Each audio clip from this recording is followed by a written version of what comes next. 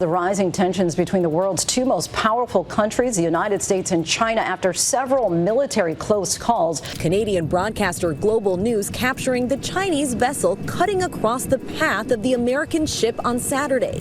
These images were captured by Canadian broadcaster Global News. Tonight, both China and the U.S. are standing their ground. A Chinese destroyer surges ahead at nearly 35 miles per hour. Dozens of J-15 fighters roar off the deck of the Shandong. Civilian cargo ships worth hundreds of millions now sit inside the potential kill zone.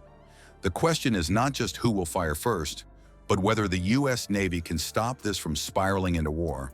How do you hold the line when one wrong radar lock could trigger chaos across the South China Sea? Stick with us. We're about to break down the move that forced Beijing to retreat without a shot fired.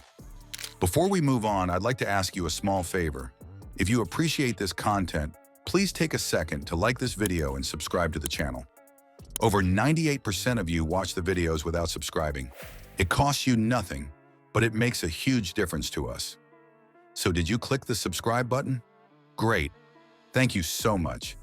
Now back to the video. The rising tensions between the world's two most powerful countries, the United States and China, after several military close calls. The near collision, the latest episode straining an already tense U.S.-China relationship. Why would a single maneuver by China's Type 052D destroyer feel like a trigger for war?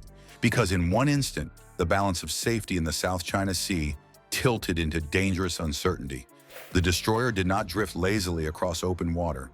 It surged forward, increasing its speed to nearly 35 miles per hour, driving directly into a congested shipping corridor where countless vessels carry everything from crude oil to consumer goods that fuel the global economy.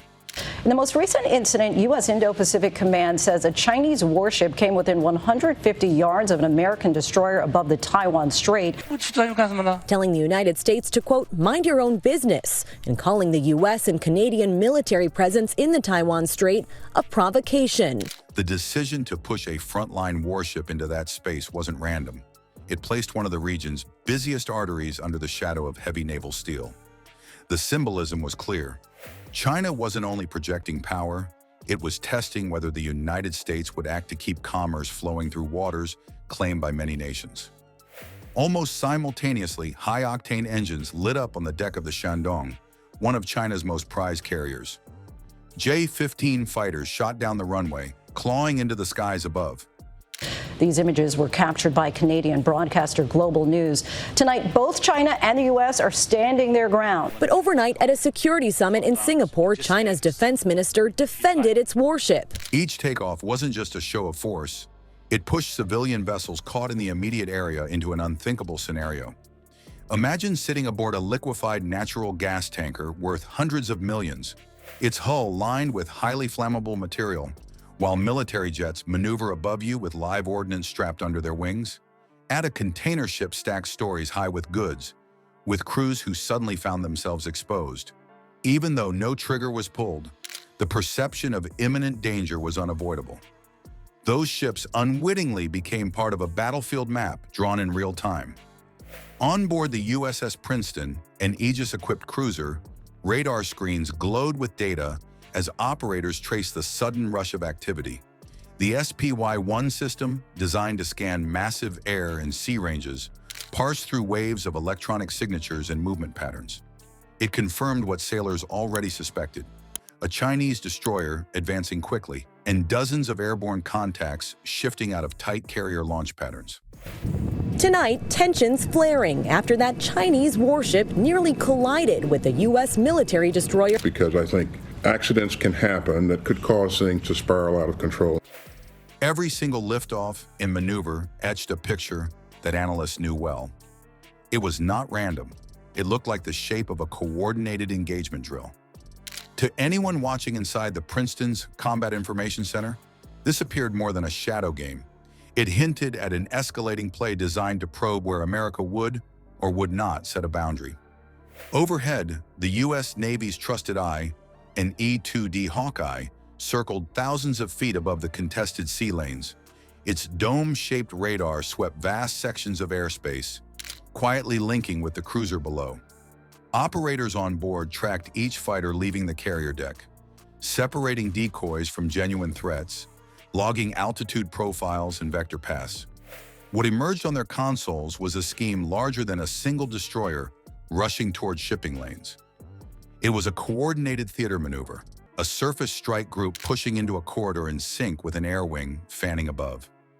Down to the timing of takeoffs, it looked like parts of a battle plan unfolding in plain sight. There, in the raw feed of sensors, the pressure point of the confrontation became undeniable. The Chinese weren't just waving flags at an American ship. Coming within 150 yards of the U.S. destroyer. Canadian broadcaster Global News capturing the Chinese vessel cutting across the path of the American ship on Saturday. Defense Secretary Lloyd Austin issuing a stark rebuke to China's government. Do the right things to rein in that kind of conduct. They were daring Washington to ignore an obstruction on the seaway through which billions in energy and goods transit every day. This was not a side alley skirmish. It was the equivalent of aiming a weapon in a place where bystanders far outnumber armed participants, ensuring that any reaction risked hitting what must never be hit. Global lifelines of fuel and cargo.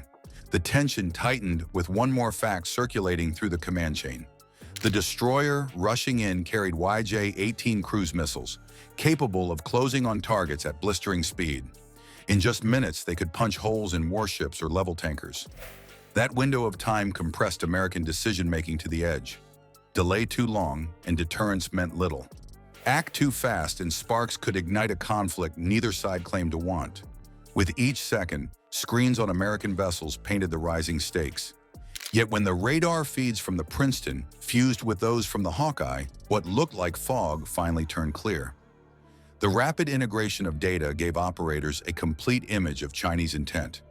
It wasn't an accidental crossing, it wasn't defensive, it was intimidation executed with precision speed.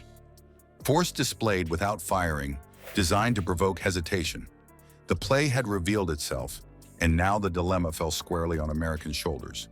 The next challenge wasn't about firing weapons, but about choosing how to reverse the momentum before the balance slipped further. The unresolved question was simple.